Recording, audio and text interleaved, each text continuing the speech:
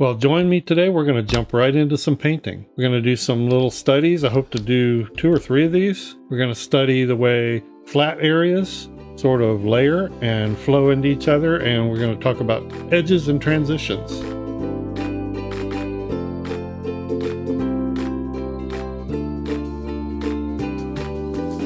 Welcome back to the Mind of Watercolor, everybody. Well, this is something I've been looking forward to doing actually for a few months. It's something I like to sit and do every now and then because it's just a good exercise. It's the type of painting in landscape where you will use somewhere.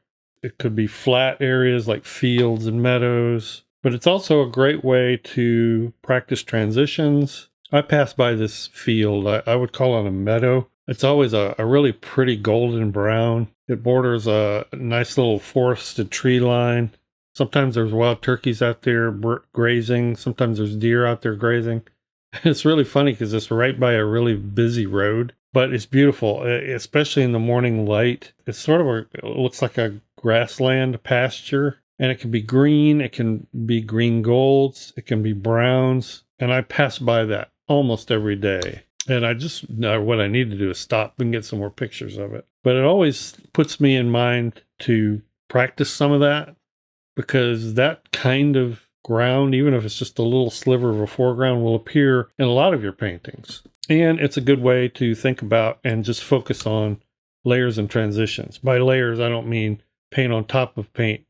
These layers I'm talking about is foreground to background layers. All right, enough talk. Let's get started. And there are several ways to start. What I'm going to do is have high horizon lines with maybe a tree line back here. The tree lines around here in winter tend to be very gray, not very brown at all. They're pretty gray, but I usually see a lot of violet in them. So I'm going to do sort of a neutral brown violet, just using a 1/2 inch flat.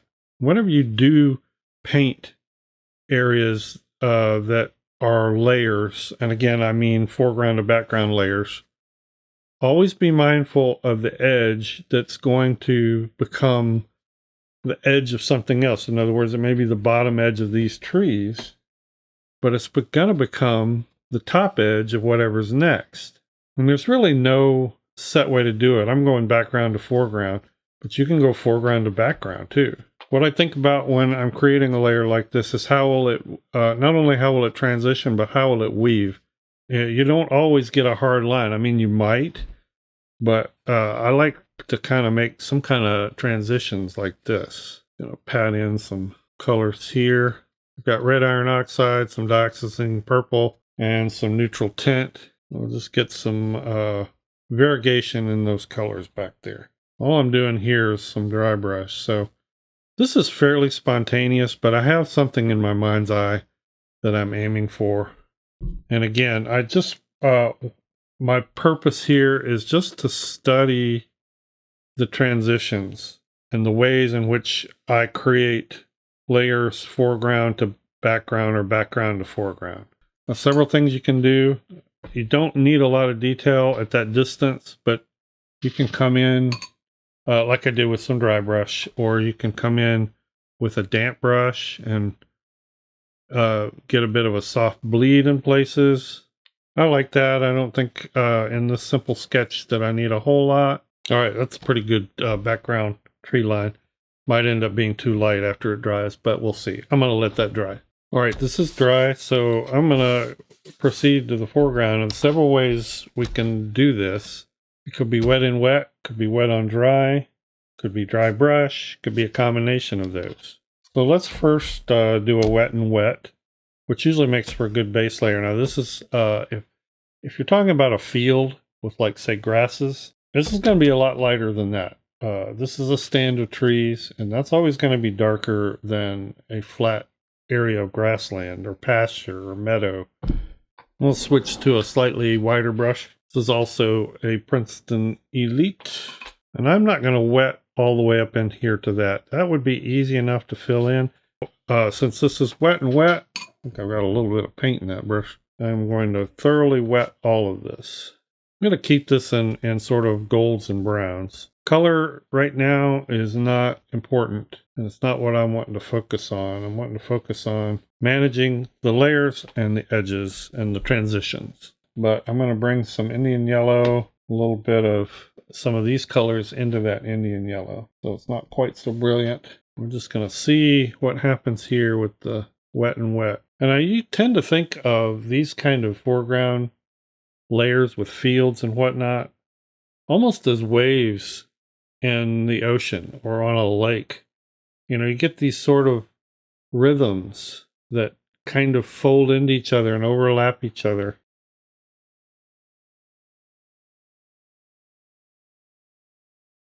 And I think that I want it to be darker down here, so that it's going from a dark to a light. I've talked about it on this channel, and watercolorists tend to follow different schools of thought. One very pervasive one is that you always put down your washes in the quickest, freshest, simplest way possible. You try to paint what you're going to paint in one go. That is an admirable quality. If you can do it, it's a style. It's not a necessity. You don't want to overbrush the paper. I think that's the point. You do want it to be fresh, but you can layer, and you can layer a good bit and still be fresh. It's just being mindful of what colors you're using. I'm going to kind of go for a sort of a dark part here.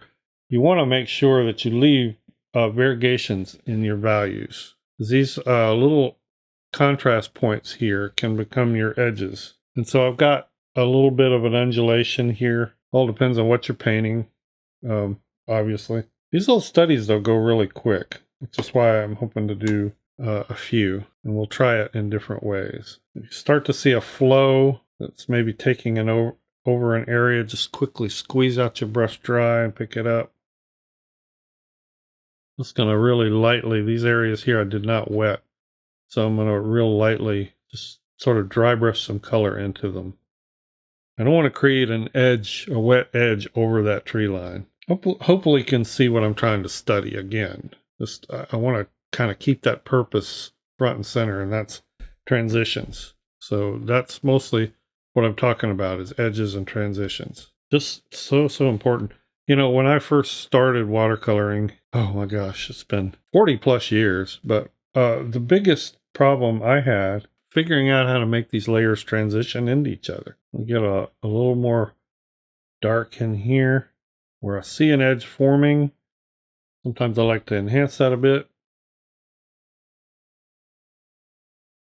So you don't want to keep coming back in there with water, or everything will just blend and bleed together in one big flat blob. All right, I'm pretty happy with that. Let's let that dry. All right, this is all perfectly dry. What I've got now are some nice soft shapes with some possible edges that I can enhance. Now, I don't want to cover this with grass, but I want to maybe show some grass. Now, the eye sees detail where the edges are in contrast. That's an important concept to remember. So that's where you want to enhance detail. This can be done in a number of ways. Probably what I'm going to do here is some dry brush. So I can bring the dark edges up. Several ways to do this. You could use a fan brush. This is Robert Simmons. I don't even know where I got it. I've had it for years. It's just a simple, common golden Taklon fan brush. Any fan brush will do. You can also use fine point. You know, if you want to draw or paint some distinct grass shapes. I usually try to save that for foreground detail. Another is just to have some ugly brushes. And that's some usually low quality brushes.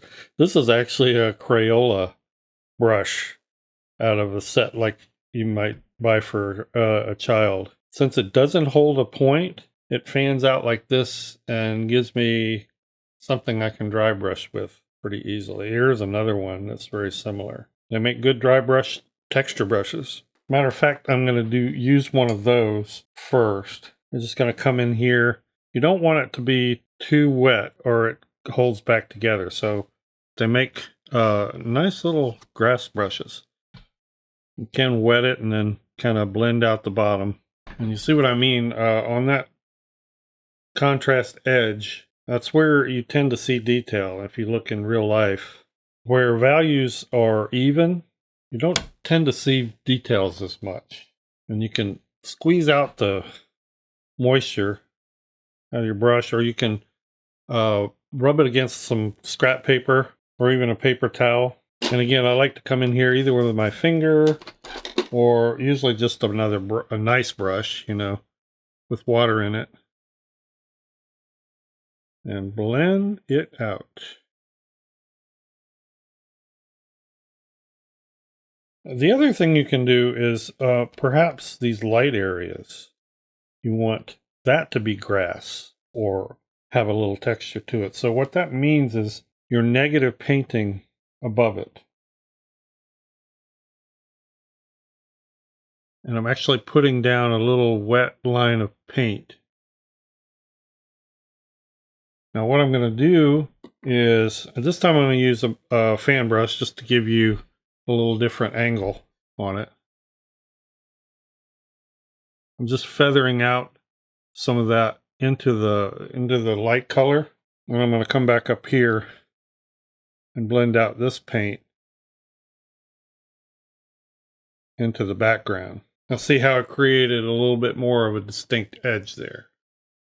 These are really useful techniques in flat ground, foreground, grassy areas, but they take practice. Well, let's go back into positive again. I'm just showing you different ways to do the same thing. Where I use that ugly brush here, I'm just using a nice brush here, getting a little more distinct shapes. They're not as nicely random as that texture brush, but you can do it. You can pat it with your finger if you want, but then I like to blend the bottom. So now, with just a few edges here, made a little more distinct, you feel like there's a lot more texture and detail over the whole field. It's kind of a neat thing. You can come back in, like, see, I've got a nice little contrast edge here. So what I'm doing is I'm wetting it. And this is, being a silver brush, black velvet brush, very soft. So I'm not really disturbing the paint underneath. I can come in with some deep little charges. Just patting in wet, just to shade that area. So maybe we have a little more of a hard edge here. Maybe not so much grasses. Maybe that's a sandy, bare area. And then if I want, I can leave that splotchy, or I can blend it. Once you get into doing these transition areas, it's just, it's really fun. Darken some of these spots. Ooh, that's really dark. Let that bleed. Got a nice little contrasty spot right there. And just see, I just really enhanced that edge. And you're just looking for organic ways to do this. But you're also looking to get nice rhythms in the way these land flows and little fingers of grass or land or whatever it is sort of flow into each other. Very useful in paintings, and you can endlessly practice these. I'm going to do a spot here. Let's get a thin brush this time. And this is dry. This brush is dry. This is a Silver Brush Golden Natural. It's almost like a rigger. It's a really tiny what they call an ultra round. I'm negative painting back into that light area there. I'm going to go both ways. So I'm blending out this darker part by just turning it into grass also. This will be the softer, less seen area, and this will be the higher contrast spot. Yeah, see, aren't these nice little suggested areas without overstating the detail? You go in here if you want. The danger is always getting detail drunk and going too far. I have done that so much in my art life, I can't even tell you. 90% of the improvements I've had in any medium is learning when I'm going too far. And if you want a definition of when that is, I can't give it to you. And see, now I turned this edge, this highlighted edge, which had some sort of texture, leafy texture there.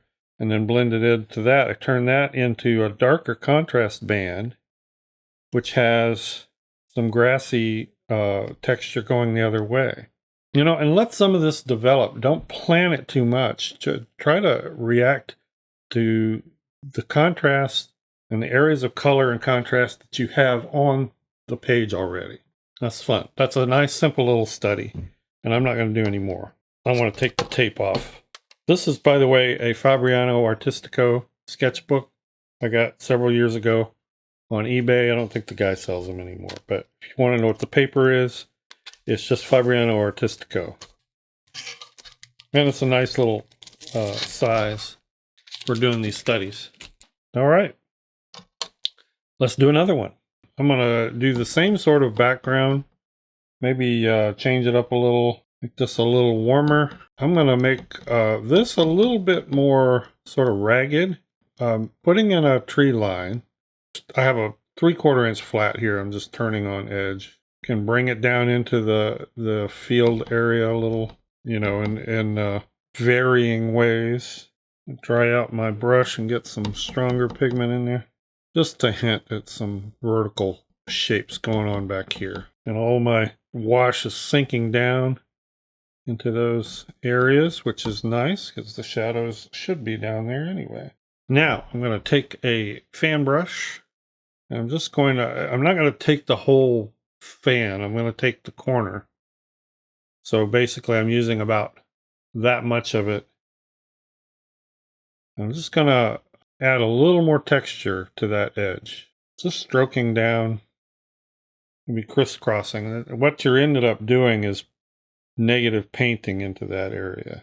So now I've got a really grassy feel, and this looks much more close up and smaller in scale than the last one.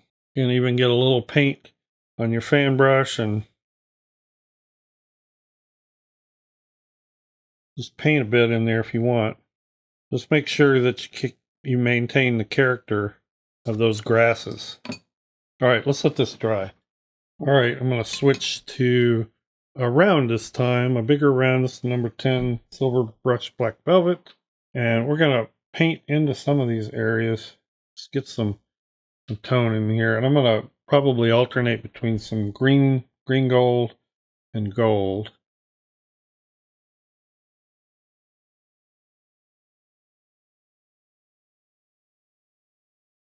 And again, as I mentioned, this is fine. It's so light, it's not really gonna, but just be careful not to create too much of an edge, straight or definable edge in your previous layer.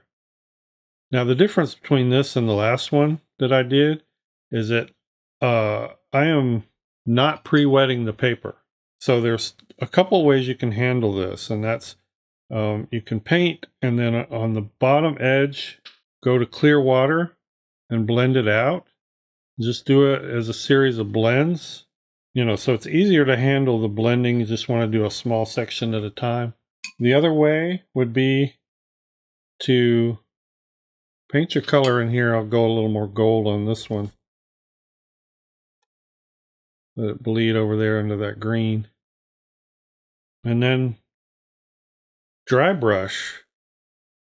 I'm constantly changing the water in my brush.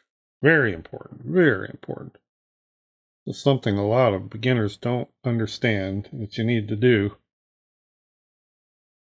And instead of blending out to water or to a soft edge, dry that brush out and dry brush that edge. Still a blend, but it's a blend with some texture. You've got wet here where I painted this in, and dry. It's created a dry texture. So you have a natural little barrier. You can even come in and charge, and the charge, which is just a wet and wet dab, will follow along that little dry brush texture you just created. I just want to make sure I don't have an edge down here. Let's do some more. I'm going to paint over here. And this is still wet down here where I blended out this edge. Just always want to be mindful of what's wet and what's dry. And know what it's going to do to you. So many mistakes and problems in watercolor are due to unexpected results. You know, and there's no cure for that except experience. You just have to, after a while, it becomes easier. I promise. It does become easier. You just get used to saying, oh, I know that's wet and that's going to do this to me. And I know that's a problem there. So I got to watch that. At first, it's a bit stressful because you have to think about everything that you're not used to thinking about. Let's see, I'm just charging in a little bit of contrast, and I'm kind of deciding on the fly where I want some dry. A lot of this is drying over here. So maybe I want to blend the top edge, keep this dry down here so that I can enhance that transition or that edge. Well, I tell you, you just can't spend too much time practicing edges and transition. You just can't. I mean, they're everywhere in watercolor, and they define everything that you do. Now, see, I sort of spontaneously created that edge. Now, let me also offer this. If you're doing this out of your head spontaneously, like me, and you're a beginner, you may have problems. I've done this a lot. I've painted these subjects a lot, so I have them in my brain. I suggest you look at some grasses and some pictures, or go out and take some pictures, rather than try to do this out of your head. Or you can copy what I'm doing. That's fine too. And the only reason I use this for these edges is it gives you a little more random, organic look.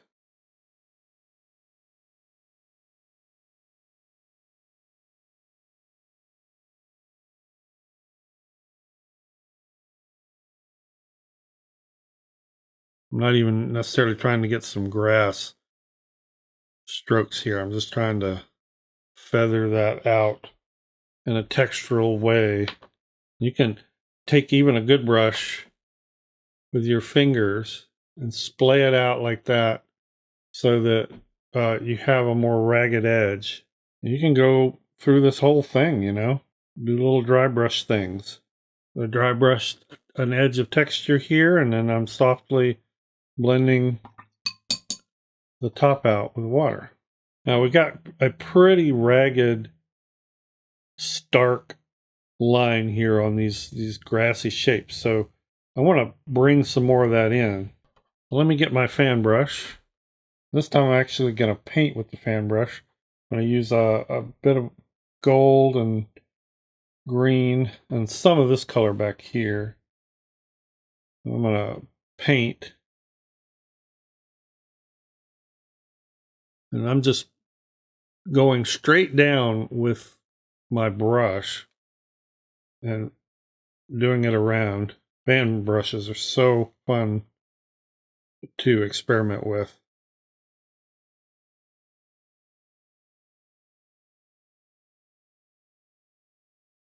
Okay, and then maybe I'm going to pull up some of those same shapes that you see up there into this light band that I've created.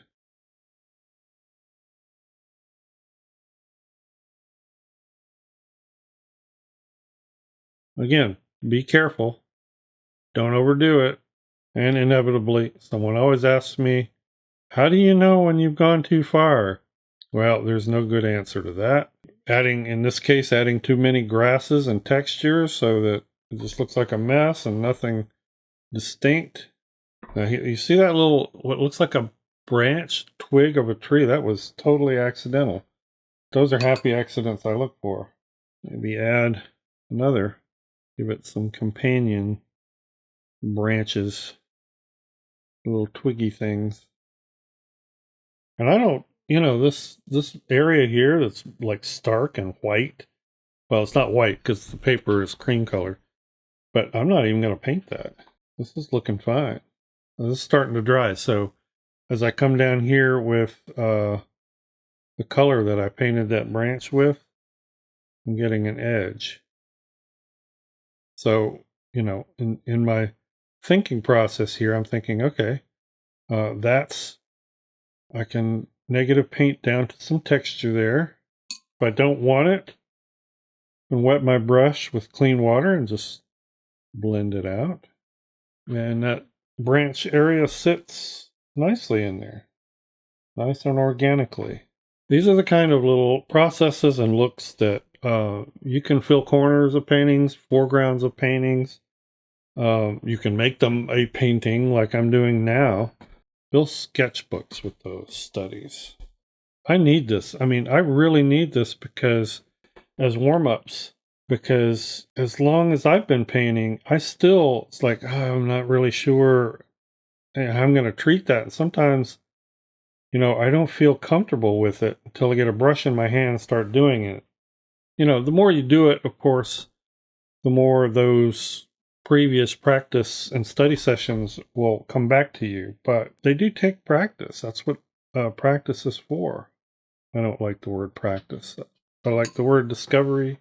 And even if I've done these 100 times, I always tend to discover something new about what a brush will do, about, how I need to pay attention to certain edges, how I need to watch, my wetness of my paper, be mindful of it, any number of things. It can just be a technique study. You don't even have to necessarily come out with a picture when you're done. You can just practice the different ways of blending and creating an edge texturally. All right, I'm going to call that one done for the purposes of this study. Take a tape off and take a final look. I'm not unhappy with that. And notice again how, even though these all have a lot of edge texture, how these shapes wedge into each other, almost like waves. That's a landform rhythm that you will see a lot and repeat. All right, so I did one more. This video is getting a little long, so I didn't include the demo for it, but I wanted to talk a little bit about what I did and how I changed it up. Patrons, I will have the full demo of this one on Patreon. Everybody else, just know that what I did here is I changed the scale again. This time I went long distance. So we had sort of a mid scale and a close-up scale with more detailed grasses, and now we're backing way out. And what I decided to do different here, again, this is not wet and wet. I painted in a sky, I gave myself a fairly straight horizon line. And then I focused on these landforms just put in as dry brush, almost linear drawings, like calligraphically, just kind of drawing in the flow of the land. You can see a bit of a finger of color and texture kind of wedging in here, another one here. This pond was totally unplanned. But the way the edges were going, I thought, we'll just make that a pond. So there was some spontaneity there, but I'm still practicing these edges. And again, a lot of these were drawn in rather than like solid bits of color. I did go in later and just sort of fill in the areas with color. So yet another way you can treat edges and transitioning from your foreground ground to your background ground. Another fun little study. And again, patrons over on Patreon, I will have a fuller demonstration of doing this one. So check that out. Thank you so much, everyone. I appreciate you watching. And thanks again, patrons, for supporting this channel. We'll see everybody in the next video. Bye-bye.